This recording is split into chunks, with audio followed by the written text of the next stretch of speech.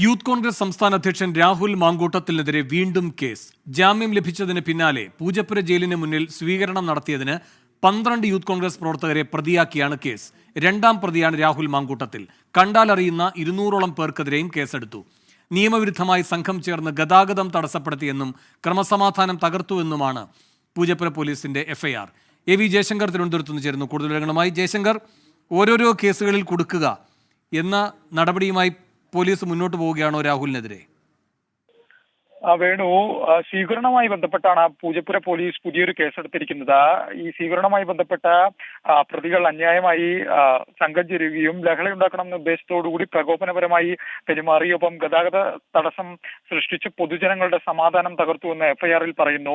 ഈ കേസുമായി ബന്ധപ്പെട്ട രാഹുൽ മാങ്കൂട്ടത്തിൽ രണ്ടാം പ്രതിയും യൂത്ത് കോൺഗ്രസ് ജില്ലാ അധ്യക്ഷൻ നേമം സജീർ ഒന്നാം പ്രതിയുമാണ്. 12 പേർക്കെതിരെയാണ് എഫ്ഐആർ. കണ്ടാലറിയുന്ന 200 പേരെയും പ്രതി ചേർക്കുമെന്നും എഫ്ഐആറിൽ പറയുന്നു. നാട്ടിൽ പലതരത്തിലുള്ള സ്വീകരണങ്ങൾ ഉണ്ടാവാറുള്ളതാണ്. ആ ഘട്ടത്തിലെല്ലാം തന്നെ സാധാരണ വകുപ്പുകളാണ് ചുമത്താറുള്ളത്. ഇവിടെ അതിനപ്പുറത്തേക്കുള്ള ചില വകുപ്പുകൾ പോലീസ് ചുമത്തിയായി നമുക്ക് എഫ്ഐആറിൽ നിന്നും വ്യക്തമാവുന്നുണ്ട്. യൂത്ത് കോൺഗ്രസിനും അത്തരത്തിലൊരു ആരോപണം അവർക്കുമുണ്ട്. എന്തായാലും കഴിഞ്ഞ ദിവസമാണ് ഇതുമായി ബന്ധപ്പെട്ട ഒരു കേസ് എടുത്തത്. രാഹുൽ മാങ്കൂട്ടത്തിനെ കൂടുതൽ പ്രതിരോധത്തിലാക്കുന്നതായിരിക്കും ഈ ഒരു കേസ്. വേണം. എ വി ജയശങ്കറാണ് തിരുവനന്തപുരത്ത് നിന്ന് വിശദാംശങ്ങൾ നൽകിയത്.